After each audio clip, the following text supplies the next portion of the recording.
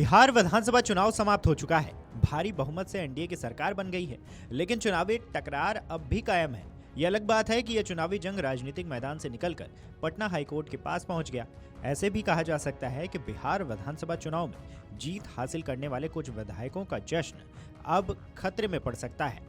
राज्य में कुल 243 विधायकों में से ये 4 विधायक ऐसे हैं जिनकी चुनावी जीत को पटना हाईकोर्ट में चुनौती दी गई है और न्यायालय ने उनसे जवाब तक मांग लिया है।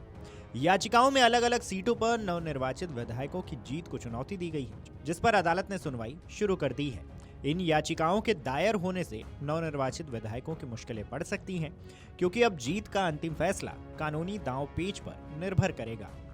दरअसल 4 विधानसभा क्षेत्रों के चुनाव परिणामों से असंतुष्ट राजनीतिक पार्टियों ने पटना हाईकोर्ट का दरवाजा खटखटाया है। उन राजनीतिक पार्टियों में राष्ट्रीय जनता दल, हिंदुस्तानी अवाम मोर्चा और राष्ट्रीय लोक जनशक्ति पार्टी शामिल है। इन याचिकाओं में नवनिर्वाचित विधायकों की जीत को चुनौती दी गई है, जिस पर अदालत ने सुनवाई शुरू करते हुए 2 विधायकों को नोटिस जारी कर दिया है। तो आइए हम आपको बताएंगे कि किन सीटों पर पेंच फंसा है और हाईकोर्ट ने किन नवनिर्वाचित विधायकों को नोटिस भेजा है। टिकारी, मधुबनी, नरपतगंज और मोहिंदीनगर के विधायकों की जीत को पटना हाईकोर्ट में चुनौती दी गई है। पटना हाईकोर्ट ने नरपतगंज और मधुबनी विधानसभा सीटों के मामले में सख्त रुख अपनाया है। नरपतगंज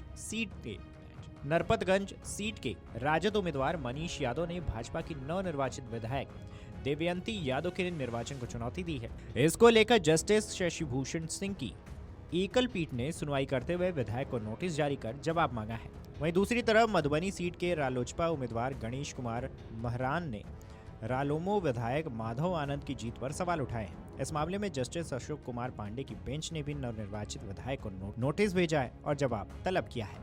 मोहिंदीनगर सीट की राजद उम्मीदवार डॉक्टर इज्जा यादव ने भी भाजपा उम्मीदवार राजेश कुमार सिंह के निर्वाचन को गलत बताया। तो वहीं टेकारी के हम उम्मीदवार डॉक्टर अनिल कुमार ने राष्ट्रीय जनता दल के उम्मीदवार अजय कुमार की जीत के खिलाफ याचिका दायर की है। बता दें कि बिहार में एनडीए ने 243 सीटों वाली विधानसभा में 202 सीटें हासिल कर ऐतिहासिक जीत दर्ज की। बीजेपी को 89 सीटें मिले, जबकि जनता दल यूनाइटेड और चिराग पासवान की लोक जनशक्ति पार्टी जैसे सहयोगियों ने भी मजबूत प्रदर्शन किया। वहीं महागठबंधन को महज 35 सीटें नसीब हुई। कांग्रेस को केवल 6 सीटें मिली, जो उसके लिए करारा झटका साबित हुआ है। बिहार विधानसभा चुनाव में भाजपा नीति एनडीए को मिली अप्रत्याशित सफलता से सिर्फ बिहार ही नहीं बल्कि यूपी की सियासत को भी प्रभावित करेगा। दरअसल बिहार में हुए चुनाव में भाजपा ने अपनी चुनावी रणनीति में धर्म, जाति, मजहब और ध्रुवीकरण के मुद्दे को तवज्जो देने के बजाय यूपी की तर्ज पर विकास, सुशासन और माफिया विरोधी अभियान के आधार पर बिहार को भी सजाने संवारने का राज छेड़ा था। बिहार में चुनाव प्रचार करने वाले भाजपा नेताओं ने भी अपने अपने भाषणों में यूपी के विकास मॉडल के साथ ही कानून व्यवस्था की खूब चर्चा की। वहीं लालू राज में जंगल राज की भी याद दिलाई। इस खबर पर आपकी क्या राय है, हमें कमेंट करके जरूर बताएं। Video desk अमरुजाला.com।